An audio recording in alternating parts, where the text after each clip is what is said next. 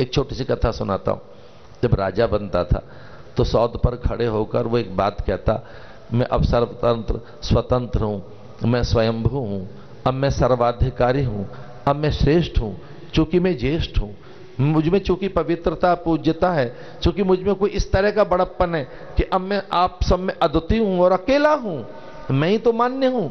जब राजा खड़ा होकर ये कहता कि मैं शासक हो गया, आप सबको नेतृत्व करूंगा, अब मेरा ही आधिपत्य रहेगा, मेरा ही प्रभुत्व और मेरा ही एक तरह से वशित्व रहेगा, इस धरा पर मेरा वशित्व प्रभुत्व रहेगा, मैं अब शासक हूं, मैं सर्वतंत्र स्वतंत्र हूं। जैसे ही माथे पर उसके मुकुट रखते थे, उसका राज्याभिषेक होता, उसे सिंहासन पर बैठाते। अरे वो सिंहासन पर बैठा नहीं होता था कि सिंहासन पर बैठते बैठते वो खड़े होकर सौद पर कहता कि अब मैं सर्वतंत्र स्वतंत्र हूं, मैं सर्वाधिकारी हूं, क्योंकि मैं ज्येष्ठ हूं, श्रेष्ठ हूं, मान्य हूं, और हां अब मैं आपका नेतृत्व करूंगा, मैं शासक हूं, इसलिए मुझे कोई दंड नहीं दे सकता, मैं शासक हूं, मुझे कोई दंड नहीं दे सकता, मुझे कोई चुनौती नहीं दे सकता, मेरे कोई दोष नहीं देख सकता, मेरी दुर्बलता न्यूनताओं के प्रति अब कोई देख नहीं सकता, क्योंकि मैं मान्य हूं, अब मैं श्रेष्ठ हूं, अब मैं बड़ा हूं, तो मेरी दुर्बलताएं कोई नहीं देख सकता, मैं शासक हूं। तब धर्मगुरु उठकर खड़े होते और वो अपने मंगल कलश हाथ में लेकर, कमंडलू हाथ में लेकर, जलपात्र हाथ और दूर्वा और कुछ पुष्प पल्लव हाथ में लेकर, कुछ गंध अक्षत लेकर उसके माथे पर छिड़कते और वो कहते, हे राजन आपको धर्म दंड दे सकता है, हे राजन आपको धर्म दंड दे सकता है, और वो माथे से मुकुट उतारकर संतों के चरणों में रख देता कि अगर मुझ में कोई न्यूनता हो, हीनता हो, हेयता हो, अपात्रता हो, अयोग्यता हो, मुझ में किसी प्रकार की भी कोई दौर्बल्यता और मुझ में आसक्तियां हो, मुझ में कोई अर्थ का और व्यक्ति वस्तु पदार्थ का आकर्षण जग जाए, मुझे धरा के कोई लोभ अपनी ओर आकर्षित करने लगे, तो हे गुरुवर ये मेरे माथे का मुकुट आपके चरणों की धरोहर है, किसी भी दिन उसे उतार लेना। अब कभी पढ़कर देखना, ध्रुव, ध्रुव का पुत्र उत्कल, उत्कल का ध्रुव का पुत्र उत्कल अंग वैन दुराचार्य हो गया, दुराचार्य वैन, उस सब उसी सत्ता का परिवर्तन किया गया। संतों ने हुंकार भरी, उस समय के विचारक, उपदेशक, तत्ववेत्ता, मनीषी, साहित्यकार, उस समय के सब श्रेष्ठी सभ्य लोग जगे और प्रथु का निर्माण किया गया, व्यवस्थाएं पैदा की गई। इस देश में यह सच है कि राजा रहे, पर वो किनसे नियंत्रित हुए? इस देश में राजा या अथवा शासक विचारकों के द्वारा, उपदेशकों के द्वारा, धर्मगुरुओं के द्वारा अथवा उनके द्वारा जो ब्रह्मवेत्ता रहे, और वो बिल्कुल अलग रहे, उन्होंने व्यवस्थाएं दी हैं। अपने यहां ही कुछ ऐसा ही हो रहा है, भारत का भाग्य बदल रहा है। मैं कुछ ऐसी बातों में कम भरोसा रखता हूं, पर हां स्वामी रामतीर्थ ने कोई एक बात कही थी कि देश स्वतंत्र हो जाएगा, पर कुछ देर तक भी इस देश में वो अंगड़ाई नहीं आएगी, पर अचानक कुछ ऐसा होगा कि पूरे देश का स्वाभिमान, स्वावलंब जगेगा, और वो अब हम जगते हुए देख रहे हैं, उसे हम प्रखर होते हुए देख रहे हैं। विद्या जो मौन है उसे मुखर होते देख रहे हैं, जो भारत का सत्व है उसे साकार होते हुए देख रहे हैं, जो भारत की पवित्रता है उसका प्रसार और उसकी प्रखरता दिखाई दे रही है, जो सच में भारत का गौरव है अब उसके गीत गाए तो जा रहे हैं, जो भारत की विद्या है अब वो चारों तरफ बिखर तो रही है, और उसका श्रेय पूज्य स्वामी जी महाराज को जाता है। हमारे आश्रमों में जिनके प्रति मैं बड़ा आदर रखता हूं, भारत की सभी आश्रम मठ मंदिर व्यवस्थाओं के प्रति मेरा बड़ा आदर है। और जिस भी मत पंथ संप्रदाय के हों, दादूपंथी, अवगढ़, उदासी, बैरागी, सन्यासी, जितने भी हमारे संप्रदाय हैं, मैं उन सबके प्रति मेरा बड़ा आदर है। चूंकि मैं भारत का सन्यासी हूं, तो मेरा तो द्वैत, अद्वैत, द्वैताद्वैत, शुद्धाद्वैत, विशिष्टाद्वैत, सभी में त्रैत, सभी में मेरा पूरा आदर है। चूंकि आचार्यों में कहीं कोई भेद नहीं है। हाँ, सिद्धांत अलग अलग हैं, हमारी मान्यताएं अलग अलग हो सकती हैं, लेकिन थोड़ी एक कठिन सी चीज मुझे दिखाई दे रही है आजकल, जो अभी दिखाई दी है इन 10-15 वर्षों में। मठों में उस प्रकार के अब सक्सेसर नहीं आएंगे, या कठिन सा हो रहा है, उत्तराधिकारियों के चयन में बड़ा कठिन हो रहा है। जगह जगह उस तरह के अब योग्य और उस तरह के अधिकारी, वैसे ऊर्जावान, वैसे अध्ययनशील, अनुभवी और उस प्रकार की एक बहुत बड़ी उन्नत चेतना के प्राणी थोड़ा सा अभाव सा दिख रहा है। मैं एक और बात कह दूं भारतवासियों से, चूंकि ये संबोधन नए साल पर जैसे मानो मेरा भारत के लिए ही है और पूरे विश्व के लिए ही है, मैं एक बात और कह दूं जो बहुत बड़े विश्वास के साथ कह रहा हूं, क्योंकि मुझे उसका आकलन हो गया है, अब मुझे वो दिखाई दे रही है। ध्यान रखना, जिस दिन मठ मंदिरों में सही, योग्य, अध्ययनशील, अनुभवी कोई अधिकारी न मिले तो पतंजलि में तैयार किए जा रहे हैं। यहां पर, यहां वो प्रयोगशाला है, उस प्रकार के विद्वान, विचारक, मनीषी, पंडित, ज्ञानी, ऊर्ध्वरेता, ऊर्ध्वचेता, अध्ययनशील ब्रह्मचारी। और अगर यहां मठ आकर उद्धार मांगेंगे साधुओं को, तो ऐसा नहीं है कि स्वामी जी हमारा ओन करेंगे कि नहीं यहां से ही निकलेगा, यहां से हवा निकल रही है, पवन प्रकाश, आकाश निकल रहा है। अभी पिछले दिनों कुछ मैं लिख रहा था तो ऐसे मेरा मन हुआ कि ये कुछ कई बार टुकड़े कागज के मेरे किसी के पल्ले पड़ गए, तो वो पतंजलि के प्रति मैंने क्या लिखा है, तो एक दिन मैं पतंजलि की कोई व्याख्या सी कर रहा था कि भाई जरा चिट्ठी भेजाएंगे महाराज को। अच्छा। हाँ, तो पतंजलि की व्याख्या करते हुए मैं लिख रहा था कि यहां पर व्यक्ति नहीं, यहां तो पवन, प्रकाश और आकाश जैसी व्यापकता तैयार की जा रही है। पवन, प्रकाश, आकाश जैसी व्यापकता। यहां का अंतःकरण इतना उन्मुक्त है, उसमें कोई आज्ञा नहीं है, उसमें कहीं कोई दुराग्रह नहीं है, वहां कोई द्वेष नहीं है, वहां कोई इस तरह से नहीं है कि अपनेपन की कोई चीज है। उन्मुक्तता, महाराज ने अपने प्रवचन में कहा ना कि यहां कोई आगे पीछे नहीं है, सब एक ही है। और सच में ऐसा है, क्योंकि मैंने थोड़ा सा जीव विज्ञान भी पढ़ा है।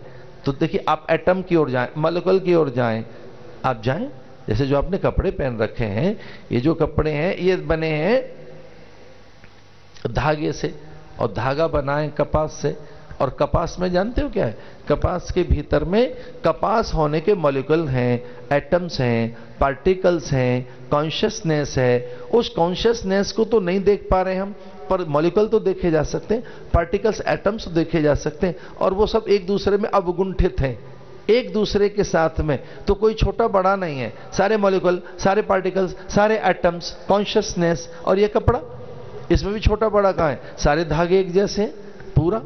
तो एक बहुत बड़ी बात महाराज ने कही कि यहां कोई छोटा नहीं है, बड़ा नहीं है, आगे नहीं है, पीछे नहीं है, और सब एक हैं। और उसी एकता की बात उपनिषदों ने कही है कि तेरे भीतर ब्रह्म है, तेरे भीतर की अजेय, अनंत, अपराजित, सामर्थ्यवान सत्ता है। यही तो वेद कहता है। वेद ने कब कहा कि आओ हम दूसरों को बदल दें, श्रेष्ठ बनाएं, आर्य बनाएं, आओ सब दिशा से मिलकर अच्छे विचार आए, अच्छा संकल्प आए। तो वैचारिक पवित्रता की, चिंतन की शुद्धता की, चरित्र की उच्चता की, आचरण की पारदर्शिता की कोई बात कहीं से की जा रही है, तो वो स्थान ये है। नया साल है बहनों, और नए साल पर नवरात्र में मैं प्राय उपासना करता हूं। आज से हम लोग कोई विशेष प्रकार के अनुष्ठान में रहेंगे। नए साल पर मेरा यहाँ आगमन हो गया है। मैं बहुत ही आनंदित हूँ कि जिसकी उपासना मुझे किसी और रूप में करनी थी, वो मातृशक्ति इस रूप में ही मुझे दिखाई दे गई है। शक्ति, विद्या, विभूति, और ऐसी माता की आराधना धर्म ग्रंथों में की भी गई है। विष्णु मायते शब्दता नमस्तस्यै नमस्तस्यै, अथवा विद्या रूपेण, शक्ति रूपेण, ज्ञान रूपेण संस्थिता नमस्तस्यै नमस्तस्यै नमस्तस्यै नमो नमः, इस तरह की कुछ की गई है।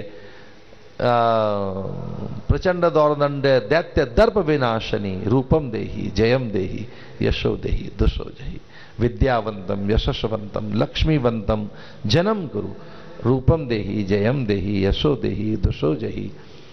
एक और बात बड़ी सुंदर सी कही है, जहां दुर्बलता है, जो कुछ भी ऐसा है जो दुसाध्य है, उसके लिए मुझे कुछ शब्द याद आते हैं कि देखिए क्या बात कही गई दुर्गा के लिए। दुर्गा दुर्गत शमनी, दुर्गा पद निवारणी, दुर्गमच्छेदिनी, दुर्ग साधनी, दुर्ग नाशनी, दुर्गतोद्धारणी, दुर्ग निहंत्री, दुर्गमापा, दुर्गम ज्ञानदा, दुर्ग दैत्य लोक दवानला, दुर्गमा दुर्गमा दुर्गमा लोका, दुर्गमात्म स्वरूपिणी, दुर्गमार प्रदा, दुर्ग विद्या, दुर्गमा शक्ता, दुर्गम ज्ञान संस्थाना, दुर्गमध्यान भाषिनी, दुर्गमोहा, दुर्गमगा, दुर्गमार स्वरूपिणी, दुर्गमा सुरसंहति, दुर्गमायोद्धारणी, दुर्गमांगी, दुर्गमत्ता, दुर्गमया, दुर्गमेश्वरी, दुर्ग भीमा, दुर्गभामा, दुर्गबादुदारणी, नामा वलिमाम यस्तु दुर्गायाम मानव पठेत सर्व भयान मुक्तो भविष्यति न संशय। इसका अर्थ जानते हो क्या है? जिस मानव को ये लगे कि अब बड़ा दुर्लभ है, अब बड़ा दुस्तर है, अब बड़ा दुसाध्य है, ये दुर्मुख है, अरे नहीं ये तो ठीक नहीं होगा, जो दुर्लभता देखे कभी मानव को, ये दुर्लभ है, दुसाध्य है, दुस्तर है, दुष्प्राप्य है, दुख है, ऐसा दू जहां है दुर्गुण है, वो कुछ और न करे, माता की उपासना कर ले, सब सरल हो जाता है।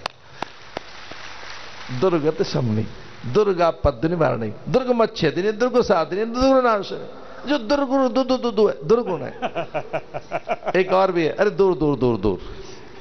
अरे मेरे ये समझ में अभी तक नहीं आया, जिसने पैदा किया उससे दूर कितना भागोगे? इन्हें दूर करो, स्त्री नहीं है दूर होगी, लड़की आ गई है दूर कर दो, माता यही है दूर करो, दूर बिठाओ।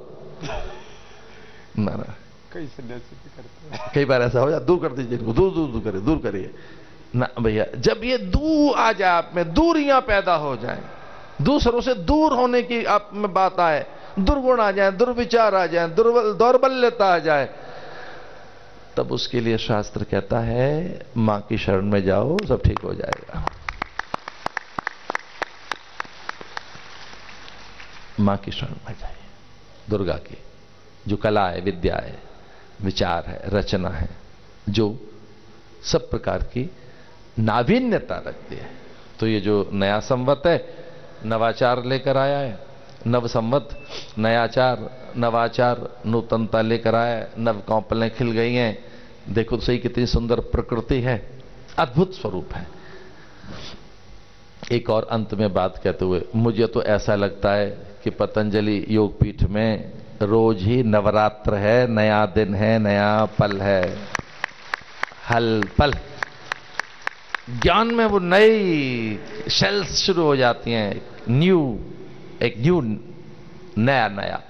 तो इस नव संवत पर, नवाचार पर आप सबको बहुत बहुत शुभकामनाएं। पूज्य महाराज श्री के पुरुषार्थ को, उनके पराक्रम शौर्य को, उनकी विद्या विभूति, उनकी वो एक अद्भुत एक भीतर की संकल्प शक्ति, इसमें लोक मंगल की भावना छुपी है, लोक कल्याण, लोकोद्धार की भावना छुपी है, प्रत्येक जैव जगत के लिए, प्राणी मात्र के मंगल का भाव जिनके अंतःकरण में समाहित है, उन्हें बहुत आदर के साथ और आपको भी, आपकी विद्या बुद्धि युक्ति को भी प्रणाम करते हुए नव वर्ष की, नए साल की बहुत बहुत शुभकामनाएं। हरिओम। इस नवरात्र में पतंजलि योगपीठ से एक और विशेष घटना होने वाली है कि पूज्य महाराज श्री ने विक्रम संवत चैत्र शुक्ल प्रतिपदा 2074 के प्रथम भोर पर आकर के ही उपदेश नहीं किया है। इस नवरात्र में पूज्य महाराज श्री सायंकाल पतंजलि योगपीठ आकर आस्था और संस्कार आदि चरणों के माध्यम से पूरे देश को भारतीय मूल संस्कृति का, वैदिक परंपरा का उपदेश करेंगे। मैंने महाराज श्री से प्रार्थना की कि भारतीय संस्कृति के जो मूल तत्व हैं, अभ्यास, वैराग्य, तितिक्षा, मुमुक्षत्व,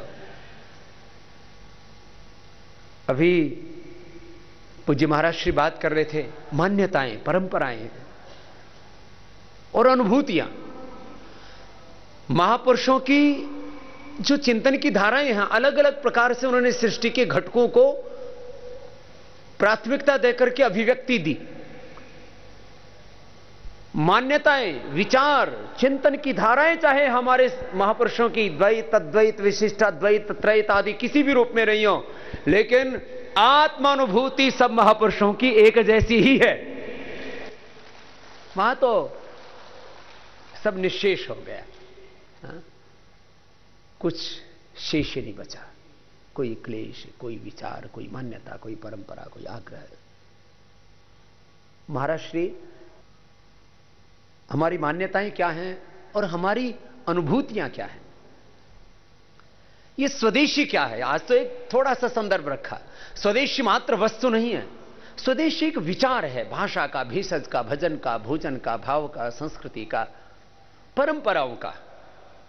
और आज मैं इस नववर्ष के इस हर्षमय उल्लासमय वातावरण में, कि जब हम अपनी करोड़ों वर्ष पुरानी संस्कृति पर गौरव और स्वाभिमान रखते हुए अतीत का गौरव, वर्तमान का सामर्थ्य और उसी से स्वर्णिम भविष्य का निर्माण,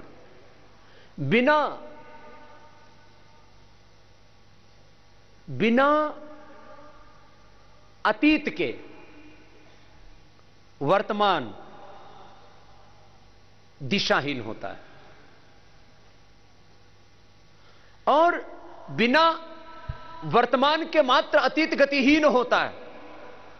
इसलिए मात्र अतीत की बात नहीं करना, मात्र वर्तमान की भी बात नहीं करना, और भविष्य तो मात्र एक सपना होता है। आखिर बढ़ना कैसे है? इसलिए महापुरुषों ने कहा अतीत का गौरव और वर्तमान का सामर्थ्य बोध लेकर के जो व्यक्ति, राष्ट्र, समाज आगे बढ़ता है, वही विश्व में बड़े बड़े कीर्तिमान, विश्व कीर्तिमान बनाता, बड़े बड़े साम्राज्य, संस्कृतियां और सभ्यताएं खड़ी करता है। तो एक बहुत बड़ा चिंतन हमने महाराज श्री से कहा कि इस नव वर्ष पर हो, और मैं पूरी श्रद्धा और कृतज्ञता के साथ महाराज श्री ने जो अनुग्रह किया है,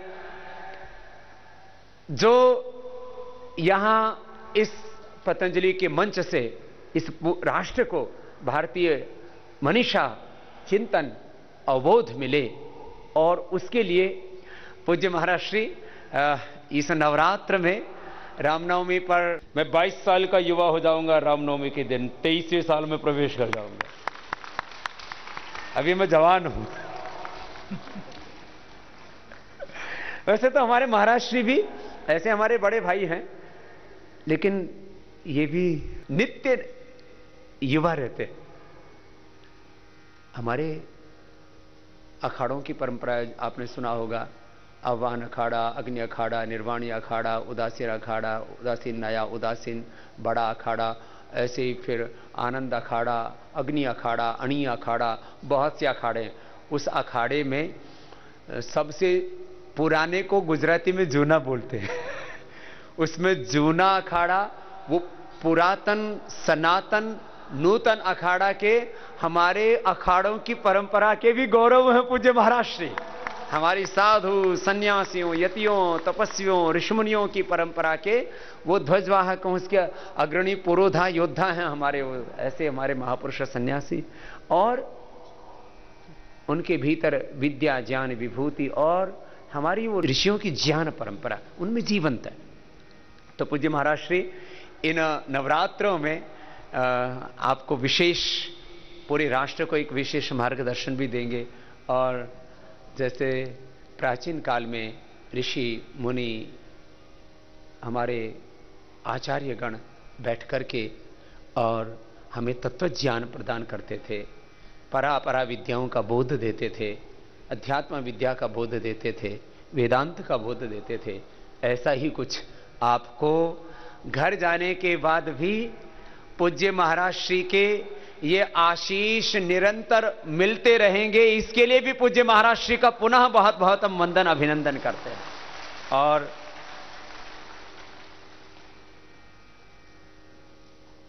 जितना सोचते जाते हैं उतने ही चिंतन की धाराएं प्रस्फुटित होती जाती हैं। पूज्य महाराज श्री संकल्प की बात करते थे महाराज जी, उस समय जब हमने कहा कि अब ये सत्ता भी बदलनी है, व्यवस्था भी बदलनी है, तो मेरे से बोले महाराज यदि 2014 में कुछ ऊक चूक हो गई तो तब क्या करोगे? और ये बात देश के बड़े कर्णधारों ने मुझसे कही।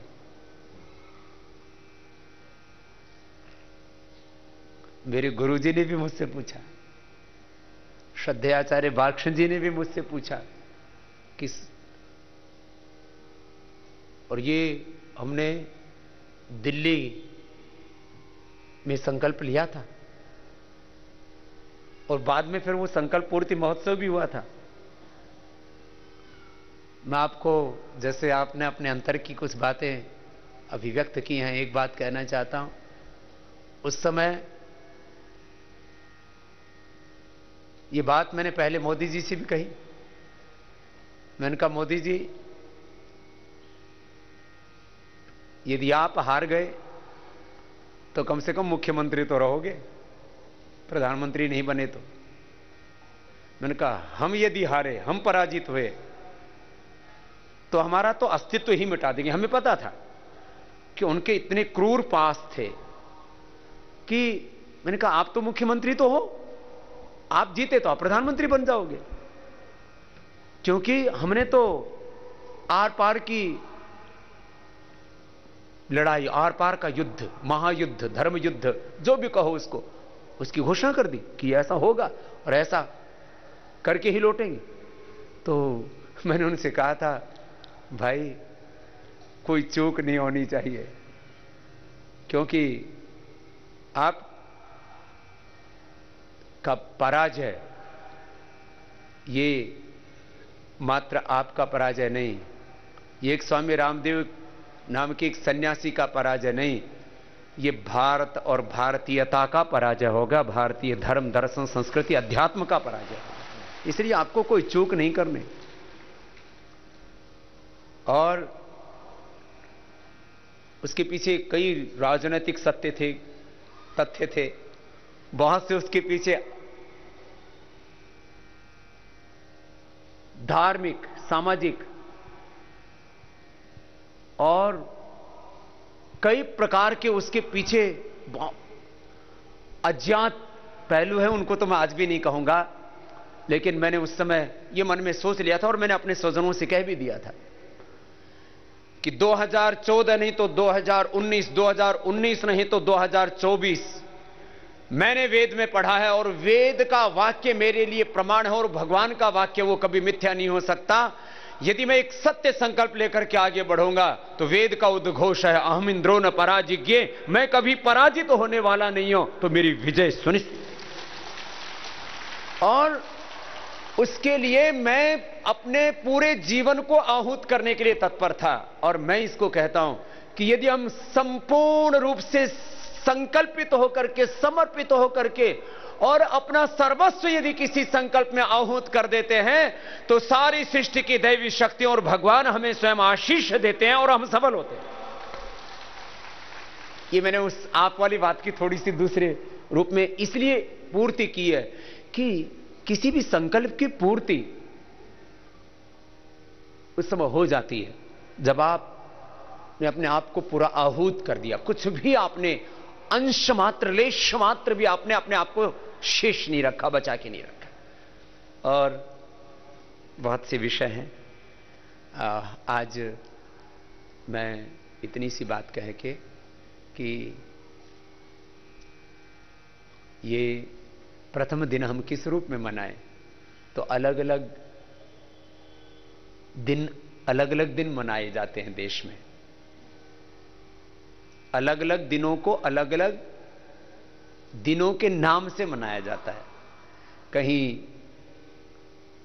महिला दिवस भी, इंटरनेशनल वुमेन डे, फिर एक मदर्स डे, एक फादर्स डे, एक टीचर्स डे, और फिर मोदी जी ने आकर के एक बहुत मजबूत खूंटा ठोक दिया, इंटरनेशनल योग डे।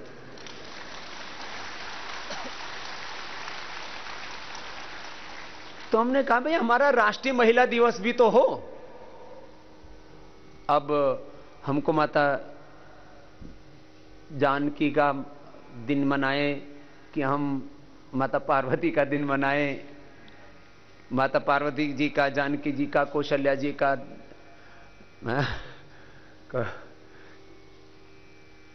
कौन सी मां के नाम से ये लक्ष्मी, दुर्गा, सरस्वती, किस नाम से हम ये महिला दिवस मनाएं? तो हमने कहा सृष्टि का प्रारंभ जो है वो भगवान की भगवती शक्ति से और उस निराकार, निर्विकार, सर्वज्ञ, सर्वेश्वर, शक्तिमान, सर्वशक्तिमान, सर्वव्यापक भागवती सत्ता का कोई मूर्त रूप है तो मातृशक्ति है। और सृष्टि का सृजन यदि किसी से हुआ है, हो रहा है और होगा तो वो मातृशक्ति से होगा। इसलिए सृष्टि का पहला दिवस हमने ये राष्ट्रीय महिला दिवस के रूप में मनाने का निश्चय किया कि मां से ये मातृभूमि है, मां से ये मातृभूमि है, ये भारत भूमि है और मां से ही ये पूरी सत्ता है, शक्ति है, विभूति है, मां आद्या शक्ति है। इसलिए हमने ये नव संवत्सर को पूरे देश में राष्ट्रीय महिला दिवस के रूप में मनाया है और मनाते रहेंगे, क्योंकि मां से ही सर्वस्व है, सब कुछ है। और आप माताओं को फिर एक बहुत बड़ी भूमिका निभाने के लिए भी मैंने कहा, इस मातृशक्ति के प्रति महाराष्ट्र आपके आने से पहले मैं कह रहा था कि मेरी आस्था के 2-3 बड़े कारण हैं। एक कारण तो ये कि जिस मां ने मुझे जन्म दिया, उस मां ने मुझे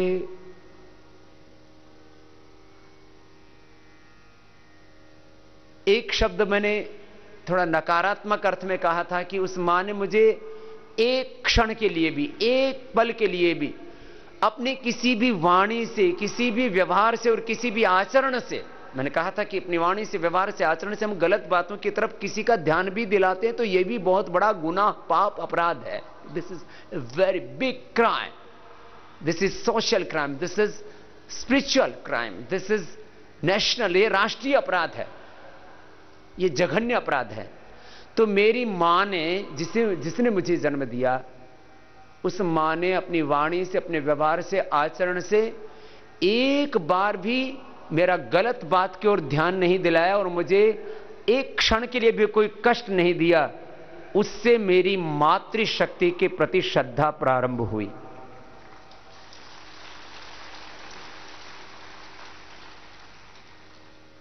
इसलिए मैं सन्यासी होकर के भी जब मां मेरे सामने आती है तो मैं उनको चरण छू के, उनके चरणों में माथा रख करके उनको प्रणाम करता हूं। लोग कहते हैं कि सन्यासी तो सबसे मुक्त हो गया, उसने तो पिंड दान कर दिया। मैंने कहा, मैंने माना कि सब कुछ मैंने त्याग दिया, लेकिन मैं अपनी मां के प्रति आस्था को नहीं त्याग सकता। मेरी मां का पिंडदान नहीं हुआ है, और क्योंकि उसमें मेरा कोई मोह नहीं है, मेरी कोई आसक्ति नहीं है। वो मां मेरी भक्ति है, मेरी आसक्ति नहीं। और मैंने ये भी आपसे कहा कि मैं उसी मां का स्वरूप मैं आप में देखता हूं और उसी मां का स्वरूप मैं भगवान में देखता हूं।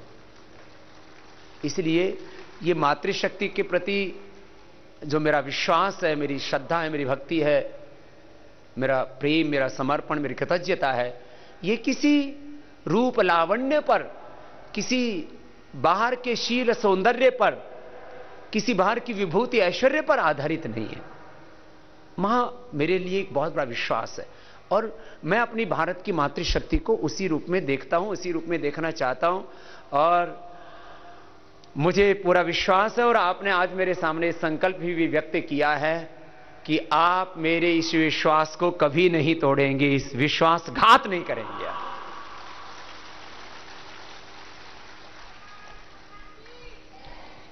तो जोर से ही बोल लो, जय बोलने, बोले भारत माता की, भारत माता की, मातृशक्ति की, सीता माता की, दुर्गा माता की, पार्वती माता की।